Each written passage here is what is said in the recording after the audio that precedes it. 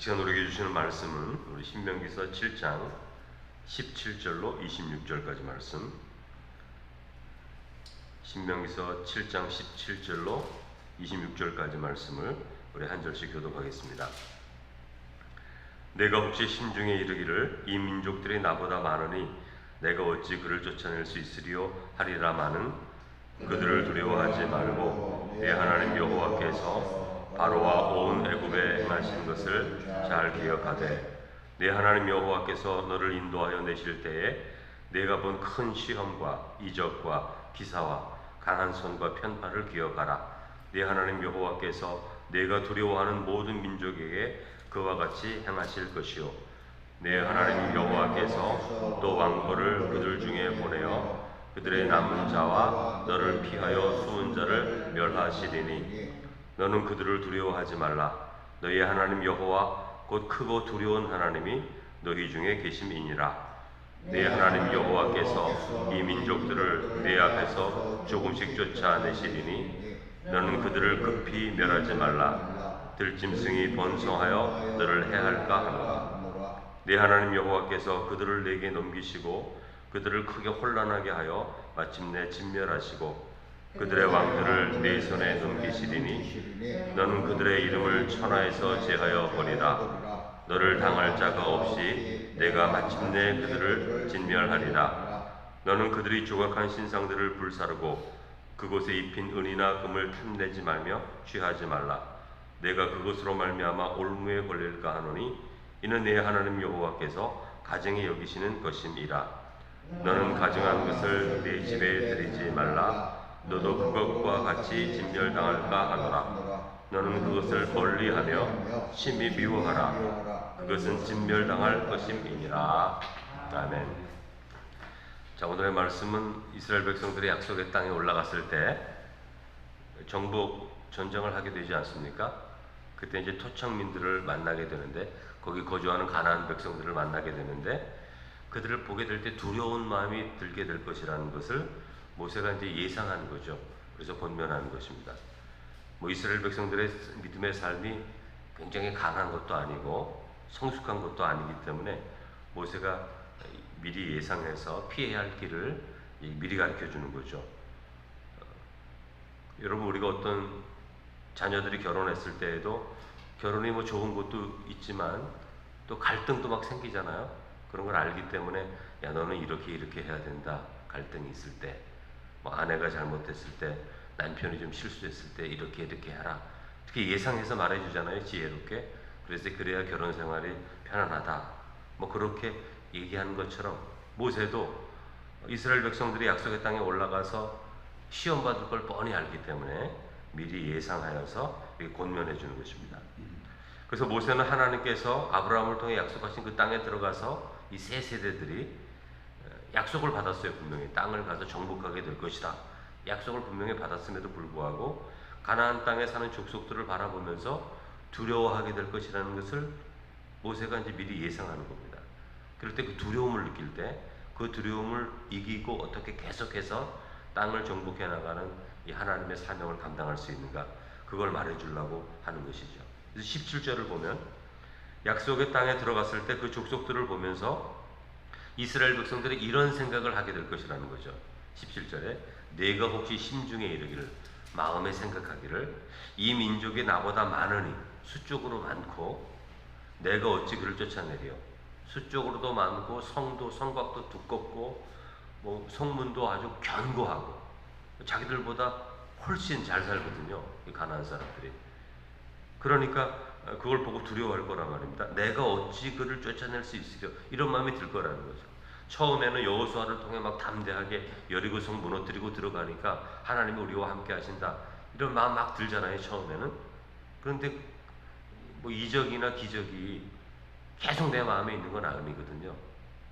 또 이렇게 지나가다 보면 저런 사람들을 어떻게 내가 또 무너뜨릴 수 있어, 이런 마음의 시험이 오는 겁니다. 사실 대부분 사람들 그렇잖아요. 처음에는 막 은혜 받을 때는 하나님을 위해서 생명 드릴 것처럼 막 기도도 하고 막 헌금도 드리고 그러지 않습니까, 우리가 처음에?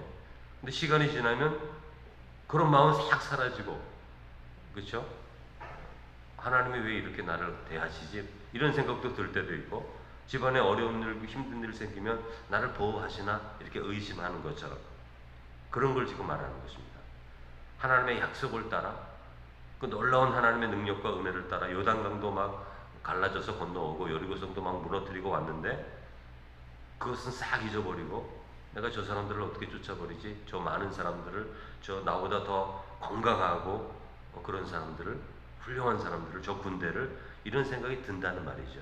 사람들은 다 그런 마음이 드는데, 그런 것을 예상해서 지금 말해주는 것입니다. 그 약속의 땅에 사는 족속들을 볼 때 이스라엘 백성들이 두려운 마음이 들 것이라는 것을 생각합니다. 왜냐하면 이스라엘 백성들이 육신적인 사람들이거든요. 수많은 하나님의 기적을 보고도, 홍해를 건너오고도 물 안 준다고, 고기가 없다고 불평하는 거 뻔히 알기 때문에 모세가 지금 예상해서 가장 큰 걸림돌이 될 수 있는 문제를 지금 들고 나오는 건데, 여러분 이런 똑같은 일이 있었지 않습니까? 정탐꾼들이 12명이 정탐하고 와서 땅은 너무 좋은데 우리는 그 땅을 얻지 못할 것입니다. 들어가면 죽을 것입니다. 그렇게 말하지 않습니까? 그것과 똑같은 생각을 하면서 모세가 지금 권면하고 있는 것입니다. 두려운 마음 드는 자체가 잘못된 것은 아닙니다, 여러분. 여러분 두려운 마음이 들죠, 살다 보면. 지나가다 큰 개, 거친 개를 보면 두려운 마음 생기지 않습니까? 전쟁 나면 뭐 안 두렵습니까? 하나님 믿는 사람도. 옆에서 막 동료들이 죽어가는데 담대하게 있을 수 있나요? 두렵죠. 두려운 마음은 사람이 느끼는 마음이고, 두려운 마음이 있을 때 하나님도 잘 믿죠. 아무것도 안 두려워하면 하나님도 안 두려워하거든요. 그렇지 않습니다. 한국 백성들이 옛날에 귀신 섬기고 막 그럴 때 영적인 존재를 두려워했거든요. 그런 두려운 마음이 있는데 복음이 들어와 가지고 그 두려운 마음을 하나님께 가지니까 하나님을 믿는 사람들이 된 거예요, 사실은. 그러니까 두려움이 다 나쁜 것은 아닙니다. 근데 두려운 마음을 갖게 되었을 때 그 두려운 마음에서 머물러 있지 않도록 지금 모세가 말하는 거예요. 사람은 다 두려워합니다. 그러나 두려운 마음 가운데 머물러 있으면 안 되거든요. 근데 머물러 있지 않을 수 있는 방법을 지금 이제 가르쳐 주는데, 그게 신앙생활이죠. 그래서 18절에서 19절 말씀은 모세가 두려움에서 벗어나는 방법에 대해서 말해줍니다. 어떻게 벗어나야 되죠, 여러분? 애굽에서 행하신 하나님의 큰 권능을 기억하라, 그렇게 말씀합니다. 기억하라. 근데 기억하는 게 참 힘듭니다, 여러분. 하나님께서 우리에게 베푸신 은혜를 다 있죠, 우리가. 근데 그것을 막상 힘들고 어려울 때 기억하는 게 쉽진 않아요. 그래서 모세가 다시 말해주는 겁니다. 애굽에서 행하신 하나님의 권능을 기억하라. 하나님께서 이스라엘 백성들을 구할 때 애굽에서 바로에게 행하신 큰 이적, 기사, 강한 손, 편파를 너희들이 기억하라. 그렇게 말하는 겁니다. 애굽에서 행하신 놀라운 하나님의 능력을 기억하고, 그렇게 큰 능력을 지니신 하나님이 지금 우리와 함께 하신다는 믿음을 갖게 될 때 그때 두려움을 이길 수 있다. 그렇게 말하는 거죠. 여러분 두려움을 이기는 법은 언제나 동일합니다. 하나님이 행하신 구원의 큰 사건을 기억할 때 여러분 두려움에서 벗어날 수 있어요. 그 하나님이 바로 우리 하나님이고 우리와 함께 하신다는 것을 믿을 때 벗어날 수 있는 거죠. 그러니까 예수 그리스도의 십자가의 은혜를 우리가 기억할 때 죄의 유혹에서 이길 수 있는 것이죠. 나를 위해서 십자가에 죽으신 주님을 바라볼 때 우리가 죄를 이기고 승리할 수 있게 되는 것입니다. 그런 것과 똑같은 거죠. 여러분 문제 가운데 있으면 문제만 보면 두렵습니다. 그럴 때 언제나 이전에 하나님의 행하신 일들을 바라보는 거예요. 지금 당장 나에게 어렵게 하고 힘들게 하고 두렵게 하는 것만 바라보면 두려움에 빠지게 됩니다. 그런데 하나님이 어떻게 행하셨는가 이전에 그거 자꾸 바라보면 힘이 생기는 거예요. 다윗의 시편이 그거 아닙니까?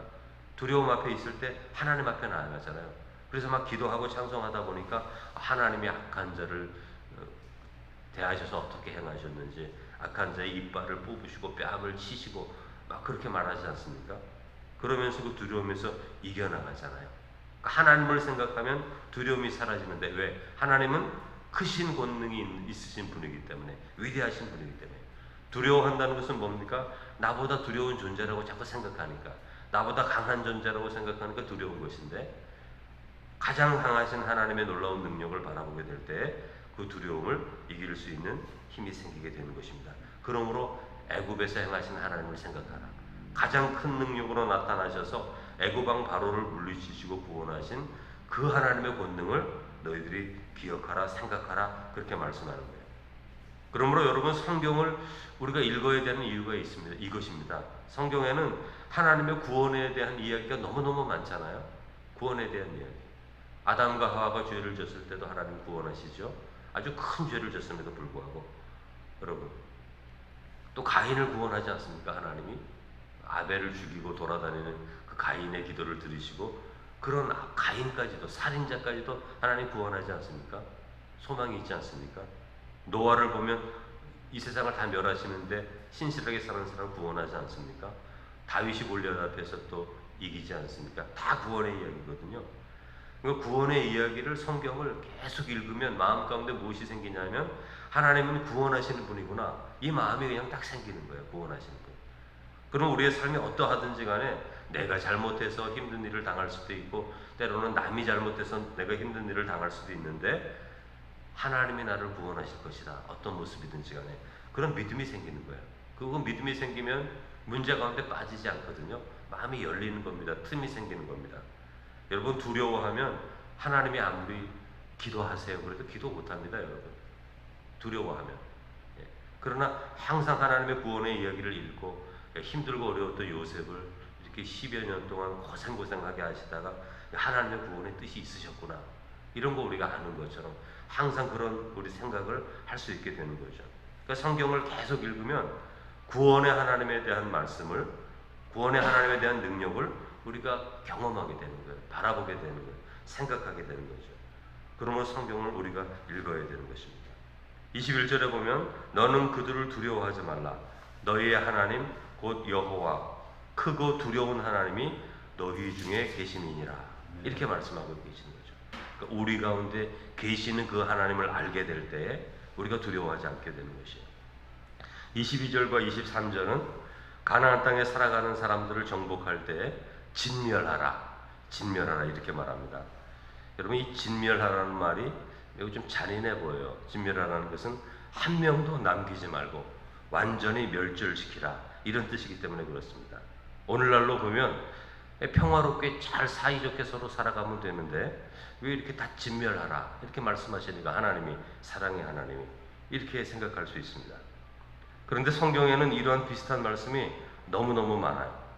모든 악한 것과 완전히 결별하라는 뜻이에요. 진멸하라는 것이 모든 악한 것과 완전히 결별하라, 악을 용납하지 말라, 명백한 악을 너희의 삶에 허용하지 말라, 이런 뜻이에요. 여러분, 우리가 코로나 때문에 잘 알지 않습니까?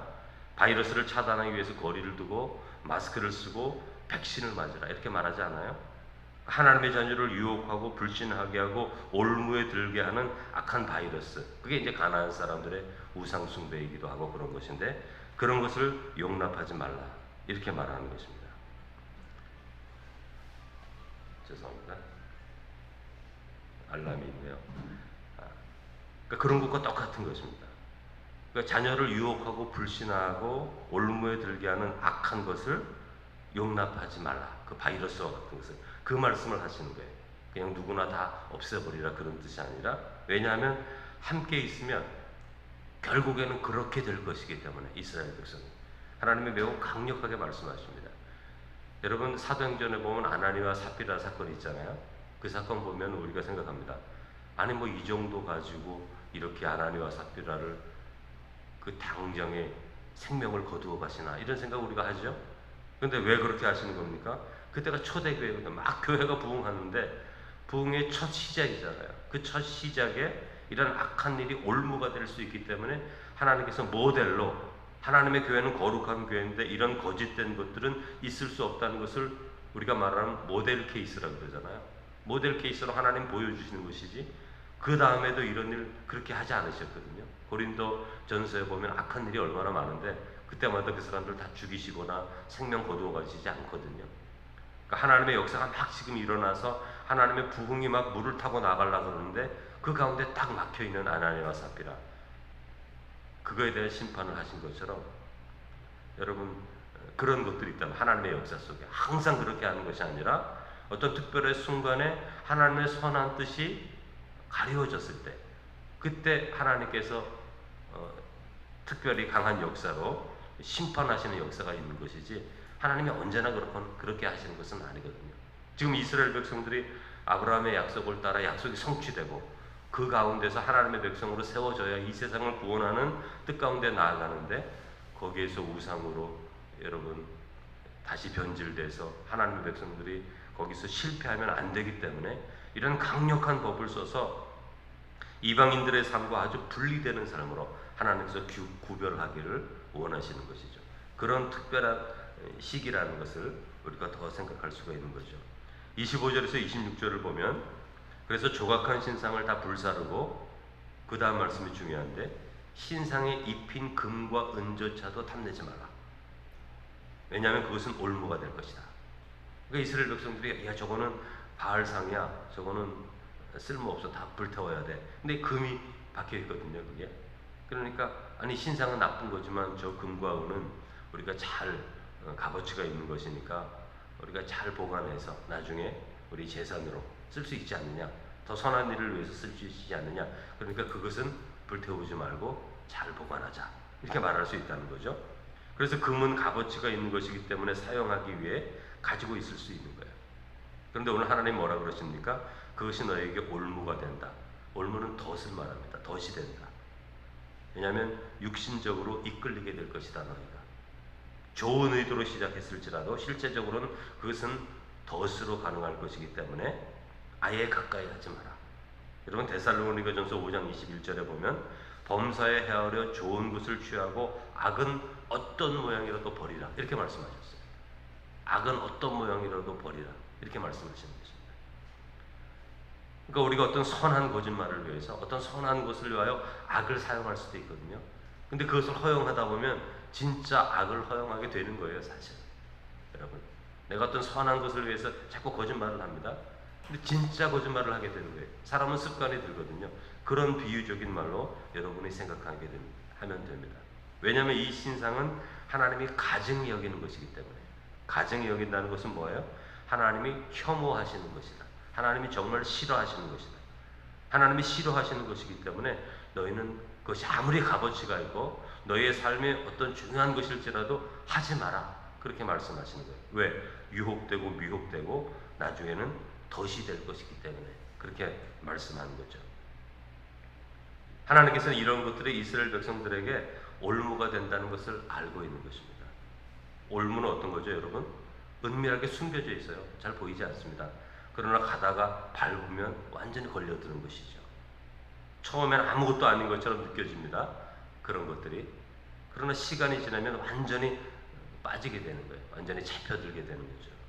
그걸 하나님께서 말씀하시는 거죠. 그래서 26절에 하나님이 가증히 여기는 것을 가까이 하지 말라. 그러니까 하나님이 싫어하시는 것을 너희들도 싫어하라, 이렇게 말씀하는 거예요. 그러니까 우리가 삶을 살아가면서 하나님이 싫어하신다, 그걸 하지 않으면 됩니다. 하나님이 자꾸 이렇게 사람들 판단하는 거 싫어하신다, 안 하면 되는 거예요. 하나님이 사람들 미워하는 거 좋아하지 않으신다, 계명에도 있으니까 그거 안 하면 되는 거예요. 그런 마음이 막 올 때 자꾸 버리면 되는 거예요. 근데 그 마음을 자꾸만 마음에 두면 어떻게 된다고요? 올무가 된다. 우리가 잡혀버리게 된다. 그렇게 말하는 것이죠. 그러니까 여러분, 올무가 되는 것은 하나님이 가증히 여기시는 건데 우리의 삶 가운데 하나님이 싫어하는 것을 하지 않는 삶, 그것도 신앙생활인 것입니다. 그게 어떤 것이든지 자기 합리화하지 말고 이 금붙이 좋은 것이니까 나중에 하나님을 위해서 선하게 써야지, 그런 거 다 필요 없는 거예요. 그것을 다 버려버리라. 올무가 되기 때문에. 그래서 우리의 삶 가운데 올무가 될 수 있는 것들을 다 멀리하고 하나님 앞에 선하고 거룩한 것을 취하고 선택하는 삶, 그런 삶을 통해서 하나님의 선한 백성의 삶을 유지할 수 있는 성도가 되시기를 주님의 이름으로 축원합니다. 거룩하신 하나님 아버지, 하나님께서 언제나 저희를 사랑하여 주셔서 이 세상 가운데 살아가면서 얼마나 많은 것들로 유혹받고 시험당하는지 모릅니다. 그러나 하나님께서 이스라엘 백성들에게 말씀하신 것과 똑같이 하나님이 가증히 여기는 것, 하나님이 기뻐하지 않는 것, 하나님이 싫어하는 것, 하나님의 눈에 악한 것, 그것들을 따르지 말고 진멸해버리라, 그렇게 말씀하십니다. 사랑이 많으신 주님, 우리가 이 땅을 살아가면서 하나님이 기뻐하시는 것을 취하고 하나님께서 원치 않는 것을 버릴 수 있는 믿음을 허락하여 주셔서 우리의 삶이 하나님의 성령을 통하여 거룩한 백성의 삶을 날마다 살아갈 수 있는 은혜를 허락하여 주시옵소서.